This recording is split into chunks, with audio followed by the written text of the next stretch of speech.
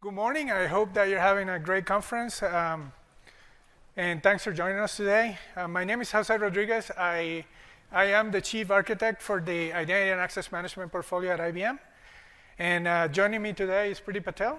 Priti is an architect on our group that focuses on identity analytics and identity-based threat detection. On today's session, we want to highlight recent trends regarding identity-based attacks. We also want to bring attention to the cost and the impacts that such attacks can have on an organization. And we will also look at methods that an organization can employ in order to be able to detect and mitigate these identity-based attacks.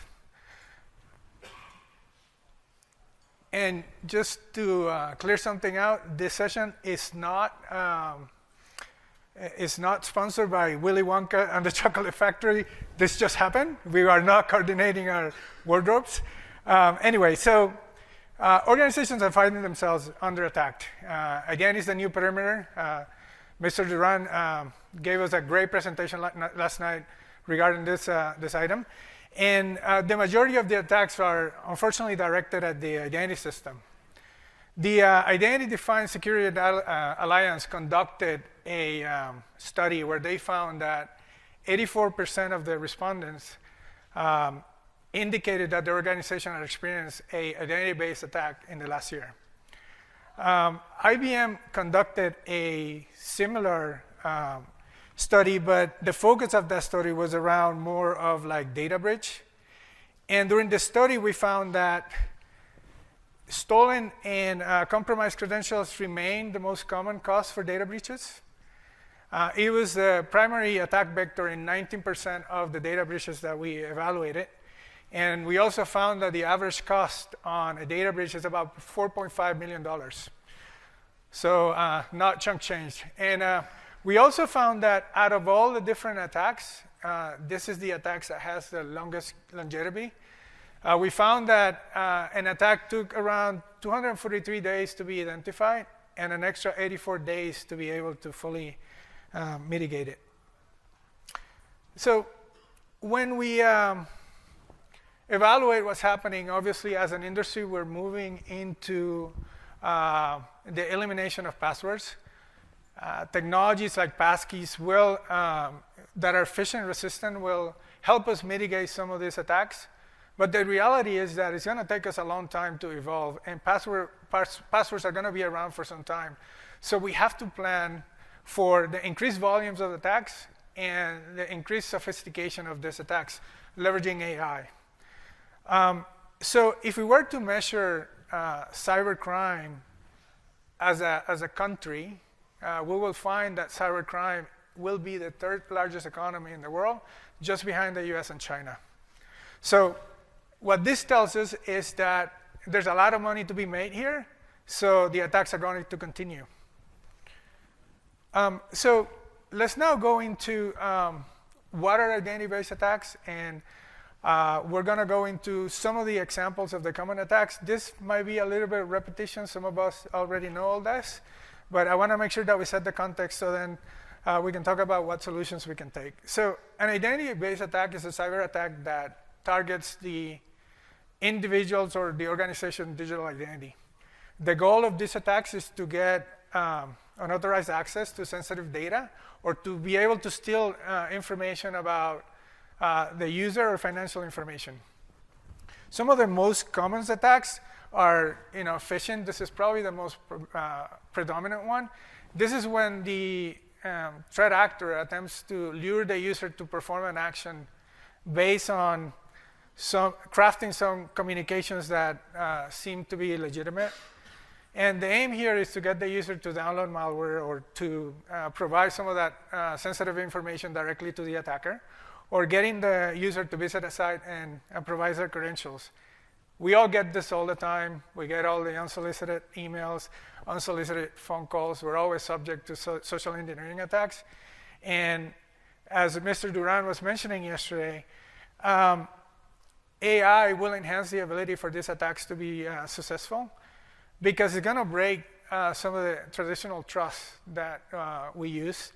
And it will allow impersonation, making it difficult for people to discern what's authentic and what isn't.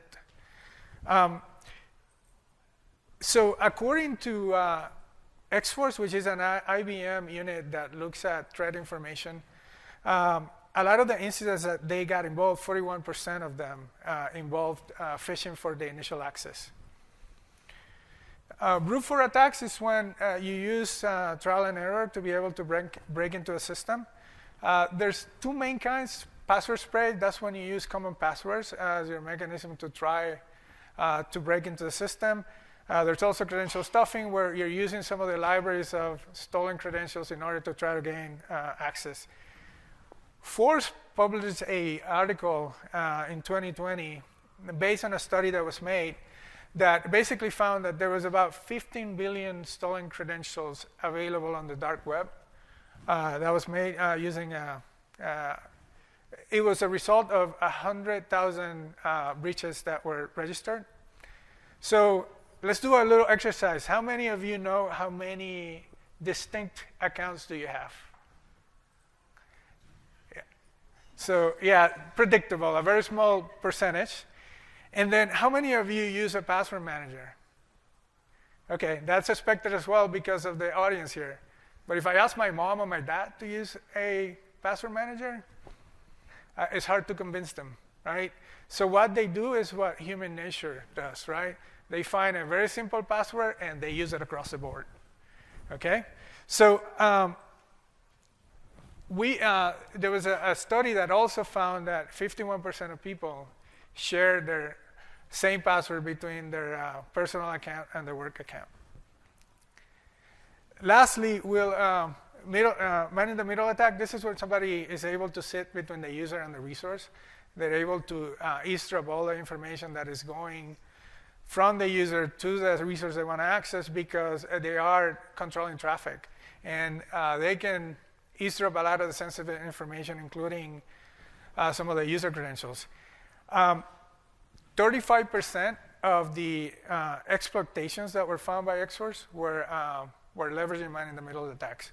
So now I presented the context of the problem, so now I pass it along to Priti. She can give us some of the mechanisms that we're using in order to mitigate this.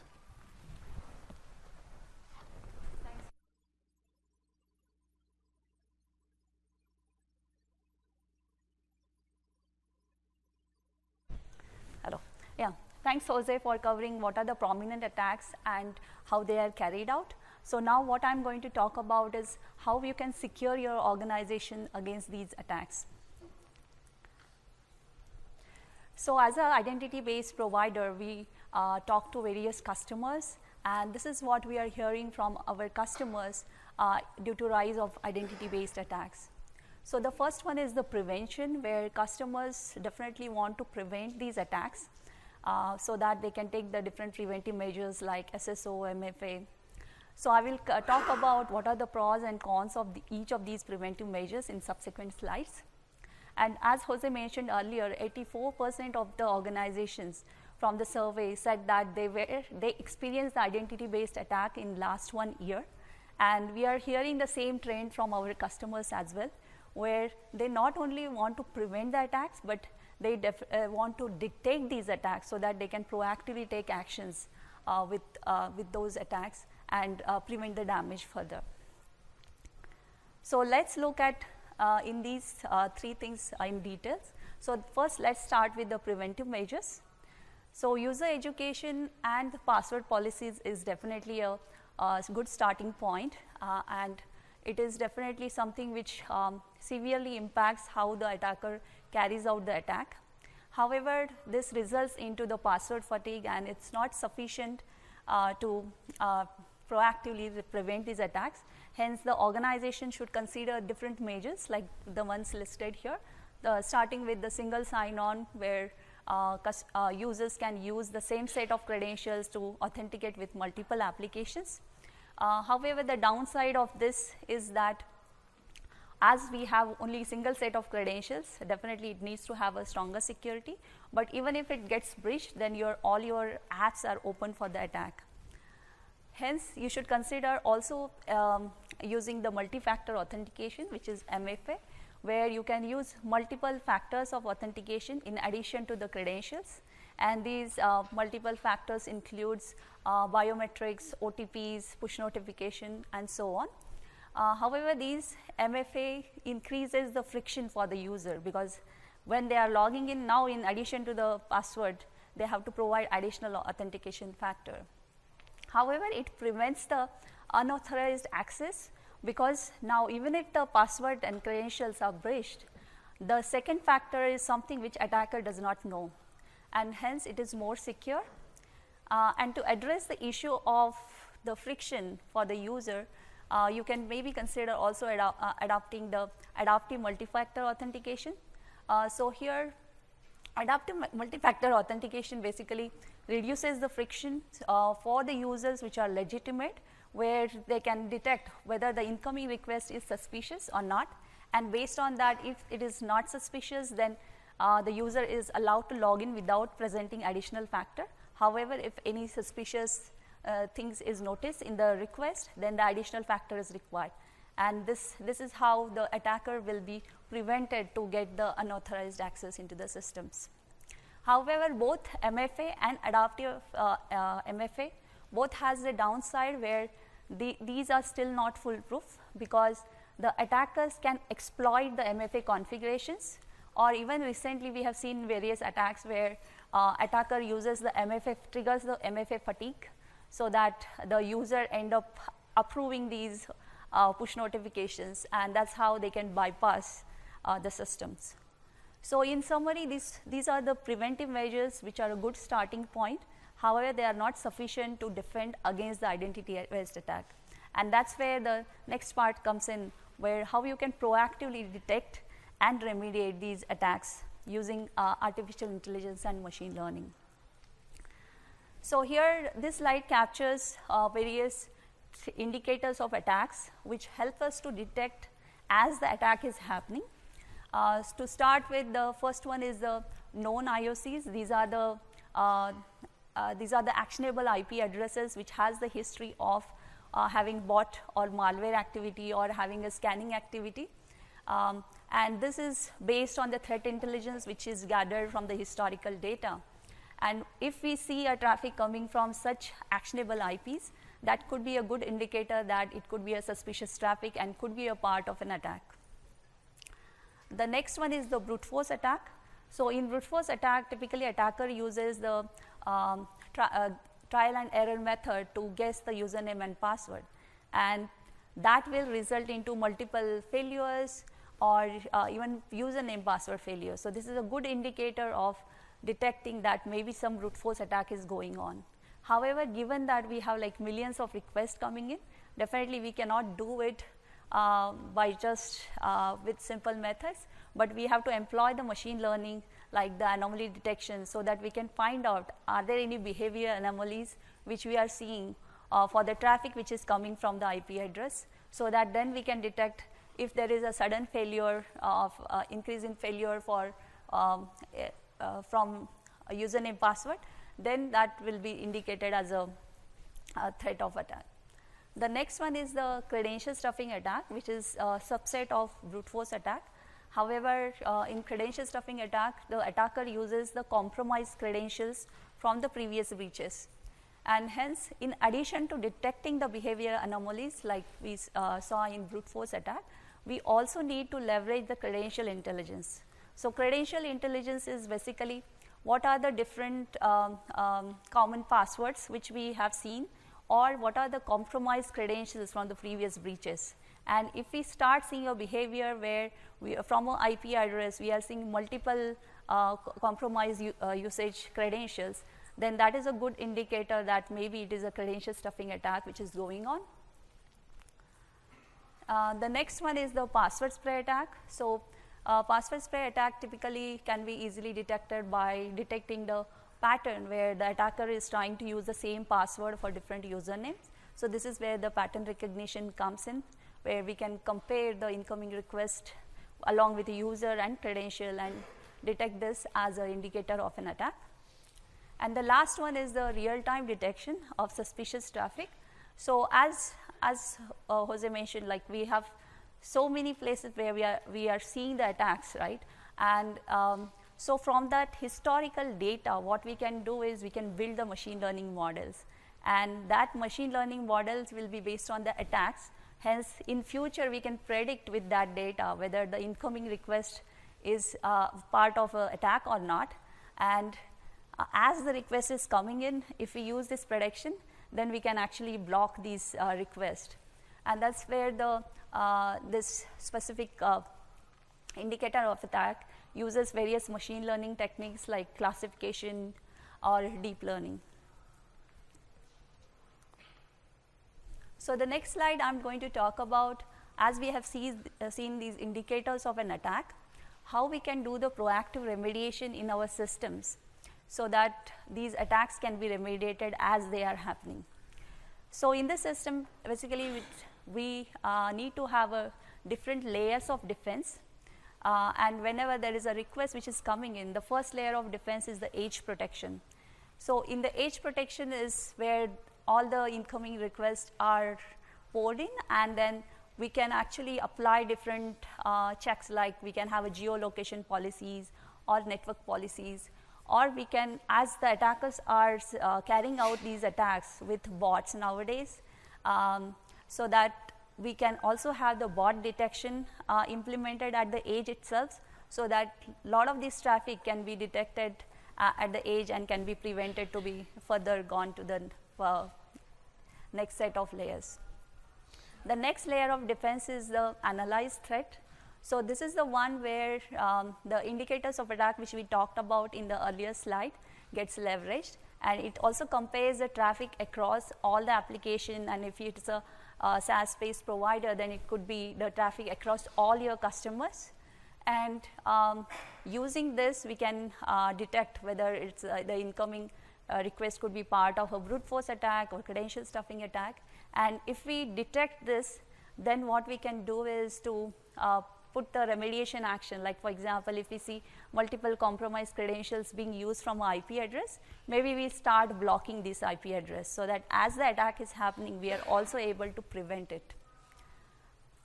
So next layer of defense is the pre-authentication check. So if we have not found any indicators of attack, then it goes to the pre-authentication check, where maybe we can use the username credential pair to check whether it's a common password, or is it something which is part of the compromised credential database from the previous breaches. And then when we check this, so we can also take the remediation action, because let's say the user is using the compromised credentials, so we can maybe inform user that you are using the compromised credential, maybe you should consider changing it. And if you want to be more stricter, then maybe you can just ask him to change the password and then only allow him to log in inside. So once the pre-authentication check is done that the user is not using any compromised credential or common passwords, then the next set of defense is the risk-based policies, which are specific to your own risk notion, right? And those policies will again determine whether the traffic should be allowed or blocked, or should be sent for the verification further using the MFA. So all these defense layer creates different indicators of threats, and along with these indicators of threats and the identity context can also be fed back to the ITDR tool, which is the identity threat detection and response tool, where these indicators can be correlated with the infrastructure logs and the indicators, and can help us to proactively implement certain responses. So once the response is determined, then again it can come back to the identity tools, so that they can be carried out to either block the user or remove some entitlement to the user. So this is all about, so let me just quickly wrap up. So here are the key takeaways which I want you to take back, so that you can significantly reduce the risk of identity-based attack and better protect the sensitive data and the systems. So first one is, as I said, like the user education and the password policies are very important, as they severely impact attackers' capability to carry out the attack itself. You can also consider using the phishing resistant passwordless technology. I think you must have heard those a lot of time in this conference itself, like FIDO or even the passkeys.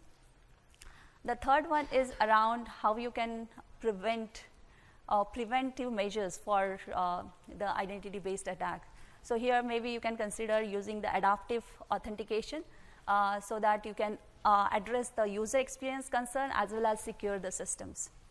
The fourth one is detecting, because detecting is very important, because if you want to block the traffic in real time as the attacks are happening, detection is the critical piece to do that. And the fourth one is like you can integrate the ITDR tools where you can send these threat indicators and identity context so that these insights could be used for extended threat detection and response. So yeah, so that's pretty much from my side. Maybe we have 5 minutes. We can take any questions if you have.